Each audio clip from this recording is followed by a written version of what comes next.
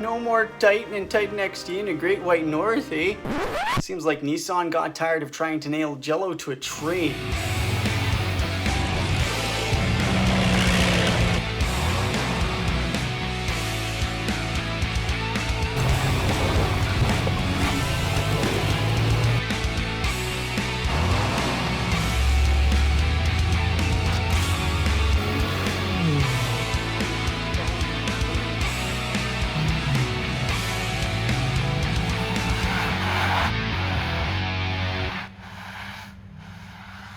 Hey guys, welcome to another episode. I'm that car guy Tim, and today we're talking some big news for the Canadian truck market.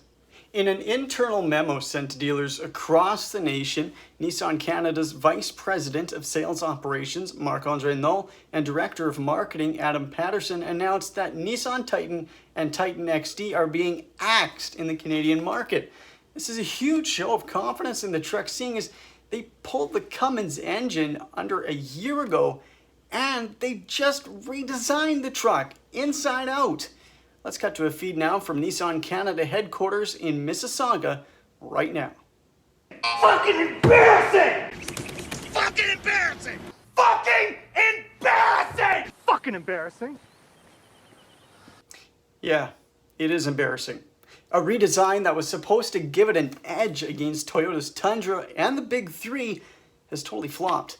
Maybe it's the lighting in here, but boys, I'm not seeing any gains. As far as marketing goes, my Tim score for that, 10 ply bud, super soft. I've seen more hustle in chess. Now, Canada is a huge truck market. Last year, over 1,100 pickups were sold every day in Canada. In the last decade, Canada's best-selling line of vehicles have been pickup trucks. 4 of Canada's 7 most popular vehicles are trucks.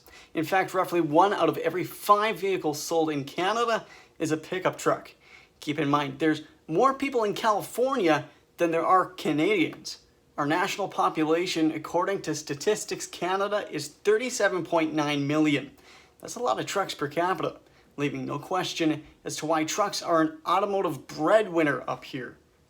I have a letter here from my buddies over at Nissan Nation Productions that was sent to dealers all over the nation.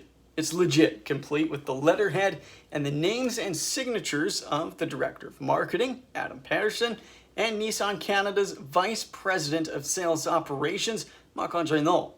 Cole's notes, essentially they say that by killing off the Titan north of the border, they'll be able to focus in on Nissan's global transformation plan to streamline the lineup and focus in on their new launches coming up, including the all-new Frontier and Aria EV crossover.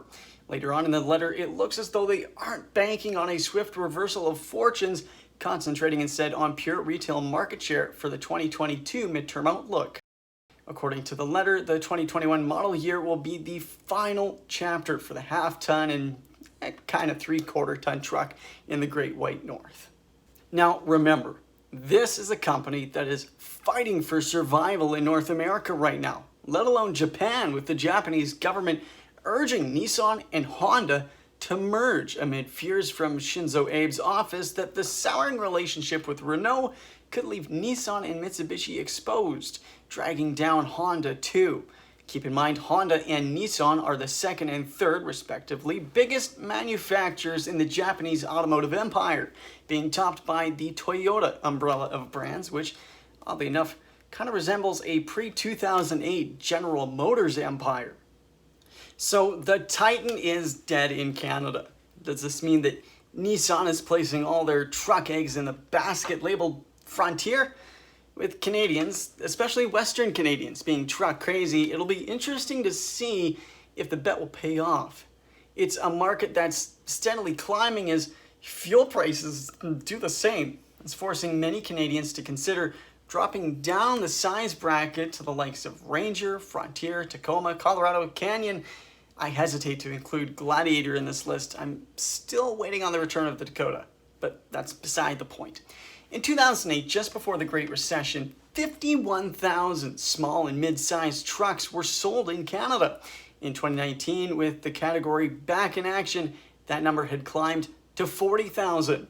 Not pre-recession and pre-category slaughtered, but getting there, slowly but surely. With the Titan leaving our market, I think Nissan really could have done things much differently. I think they zoned in on the wrong market, in my opinion.